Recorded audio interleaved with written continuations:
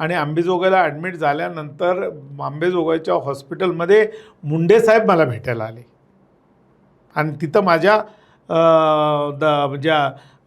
हाताला हातकडी आणि त्या कॉटला हातकडी टाकलेली होती आणि मुंडे साहेबांनी सांगितलं की मी तुझ्या पाठीशी आहे. माझ्या खांद्यावर हात टाकला, माझ्या डोक्यावर हात ठेवला आणि सांगितलं की मी तुझ्या पाठीशी आहे.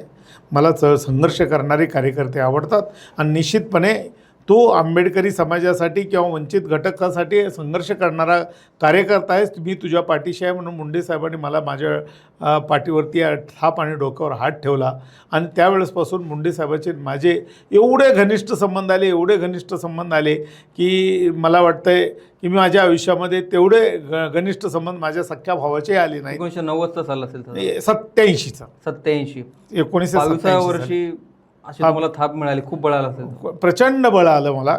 आणि मुंडे साहेबाचं नाव मला माहीत होतं की मुंडे साहेबांनी त्यावेळेला मुंडे साहेब हारले होते, थोड्याशा मतांना हारले होते रेणापूर मतदारसंघामध्ये.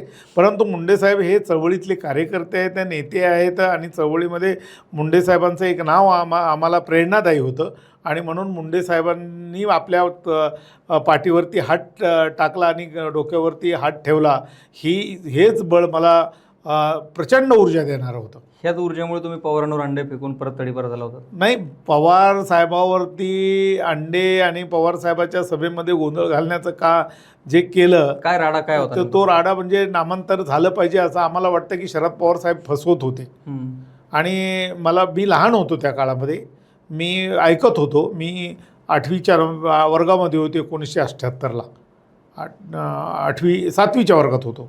7वीच्या वर्गात 1978ला असताना मुंडे साहेब 1978 साली नामांतराच्या विषयावरती नाशिकच्या जेलमध्ये बंद होते.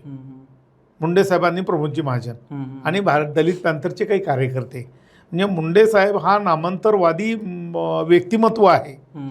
आणि मुंडे साहेबांना अनेक लोकांनी त्यावेळेला चिडवलं सुद्धा होता, हे मुंडे नाहीत, हे गोपीनाथ कांबळे आहेत, अशा पद्धतीने आंबेडकर आहेत, अशा पद्धतीने हेनवण्याचं कामसुद्धा केलं.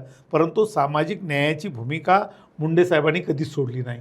सामाजिक जो न्याय असतो, सामाजिक न्यायाची जी चळवळ आहे, बाबासाहेब आंबेडकरांनी सांगितलेली जी चळवळ आहे, ती मुंडे साहेबांनी कधीच सोडली नाही. मला वाटतं मुंडे साहेब 1 महिनाभर परमपूज्य डॉक्टर बाबासाहेब आंबेडकरांचं नाव मराठवाडा विद्यापीठाला मिळावं म्हणून त्या जेलमध्ये होते.